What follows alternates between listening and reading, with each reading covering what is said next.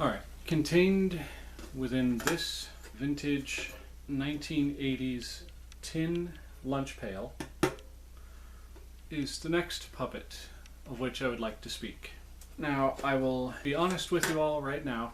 I'm cheating just a little bit when I say this is a ventriloquial figure, but only just a little bit. In this tin, we have an original 1955 or 1956 Peter Puppet Playthings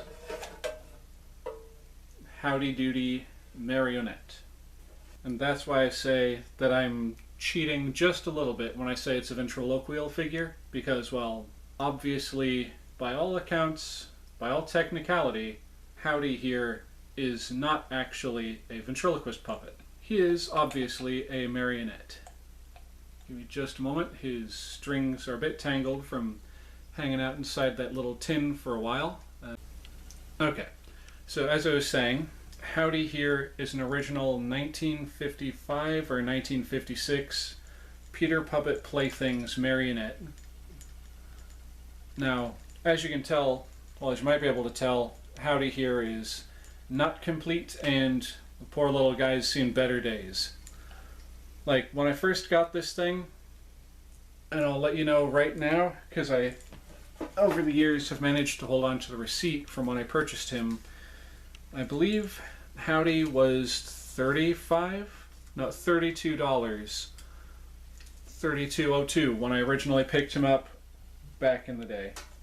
And that was for just the torso here, like the wooden block inside his pelvis here. That is original. These pants are not. Obviously the rubber band is not. The strings are not. When I found him, he was literally just the torso, no strings, and this mismatched control stick that someone just threw in with him because, well, hey, it's a marionette. They use these kind of things, don't they? But part of the reason why I bring Howdy here into the equation as one of my ventriloquial figures is, for one thing, he has a string-operated moving mouth, even if it does just hang open most of the time.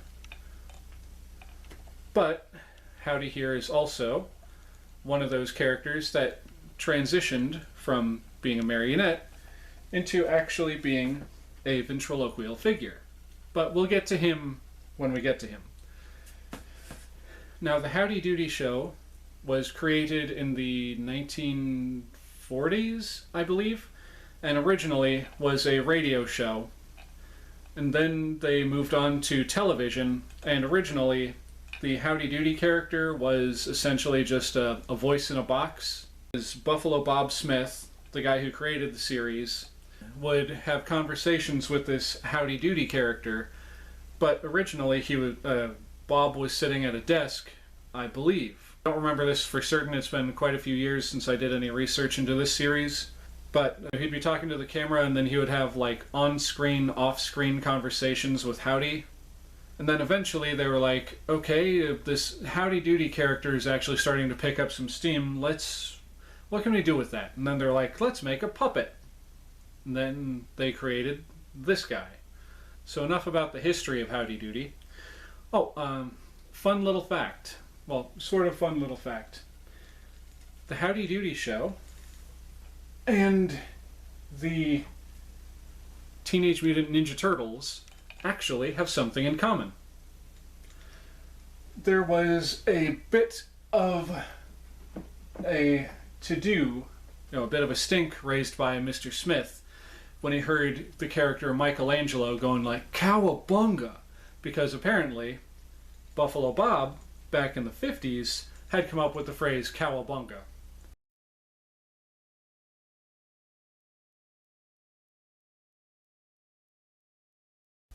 As evidenced by, I don't know if I'm going to be able to find the clip, but if I do, I'll throw in a quick clip, and I will...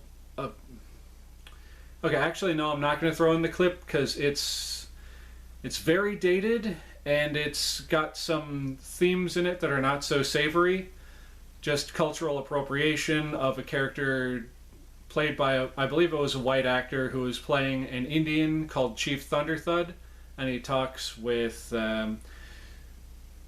very stereotypical, me thunder thudum, talks like very broken English, very stereotypical of the 1950s portrayal of an Indian.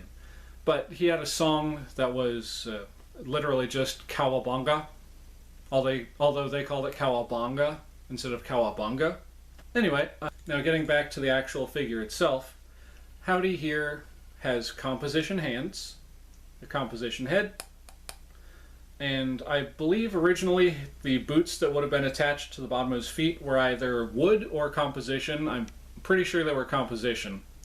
The body itself is made out of cloth and wood pieces on the inside. Let me show you the back so you can see, kind of poking out right there from his back, you can see a wood block. Obviously he works like most other marionettes. You pull a string and he does a thing.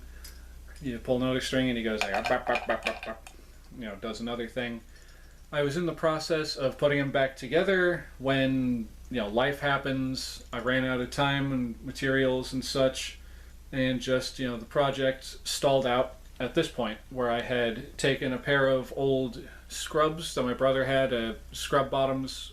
When you're in the hospital and there's a nurse and they're wearing that blue outfit? My brother had a spare kind of worn out pair of scrub pants, and I literally just cut the crotch out of those and I sewed it back together to make Howdy's legs. Just need a couple wooden dowels to put in to actually make the legs, and then make some feet for him. That's howdy doody, everyone. It's, hey kids, what time is it? Time to move on to the next puppet. Aw, okay. Alright, next up is a puppet that you've seen in several of my previous videos. The one, the only, Jerry Mahoney. Yes, this was actually the second Jerry Mahoney puppet. Third? Yeah, this was the third Jerry Mahoney puppet that I've ever owned. The first one I had was a Jerry Ventriloquist doll, like the one I showed you before, only the one I had was in far better condition. He still had his hands, his head was still attached, the paint was a lot better, but he was missing his entire outfit. And I got that Jerry from that flea market, like I was telling you, and then years pass. Oh boy. Sorry, this guy is just very dirty. He's been sitting over there on that, on the storage tub over yonder, waiting for this video for a little bit, because I thought I had the energy and I thought I was healthy enough to get back to doing these videos. And then I started to actually do the video and I just lost all energy and had to stop. But anyway, so this Jerry here was produced in the 1950s, kind of like his smaller counterpart over yonder. The way you can tell is, for one thing, the quality of the head. When they first started producing these, the Juro Novelty Company, they were using a different plastic material, a much more sturdy material that's held its shape and has remained much more durable over the years.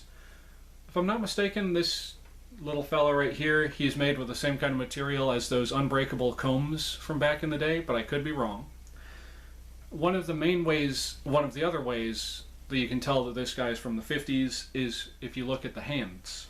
Because when they were first producing these large-sized, quote-unquote, semi-professional Jerry Mahoneys, they had composition hands.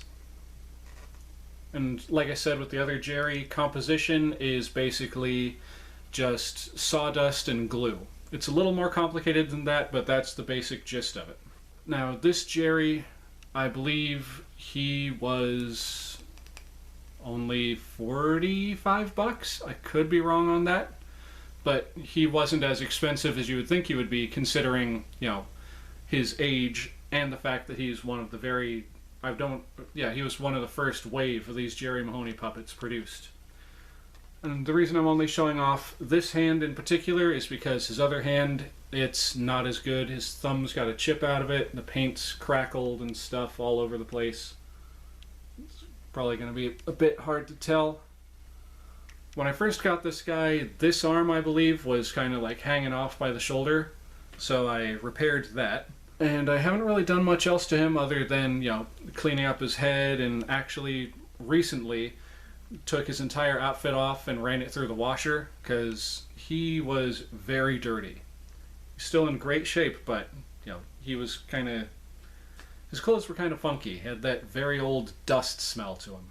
Another way you can tell that this is one of the earlier Jerry Mahoney's is the shoes, because they were using, I believe, leather to make these things and very thick cardboard to make the soles of his shoes. And later on, throughout the years, they moved over to using plastics for his shoes and obviously for his hands. Another interesting thing was that Jerry Mahoney back in the day was a spokesperson for the Tootsie Roll Company. You can actually find commercials right here on YouTube where he's a salesman for Tootsie Roll Fudge and other Tootsie Roll related items. Isn't that right, Jerry? Yes, sirree. Yes, indeed.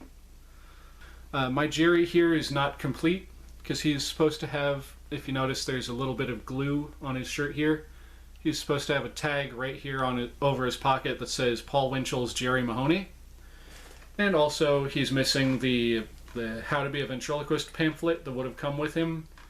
Although I do, if you noticed in the background over here, have part of his original box. And the only reason why I only have that part is because that's what was sold to me with the puppet thanks to eBay. So that's been the 1950s model of Jerry Mahoney. Let's move on to the next oldest puppet in my collection. You'll be surprised who it is.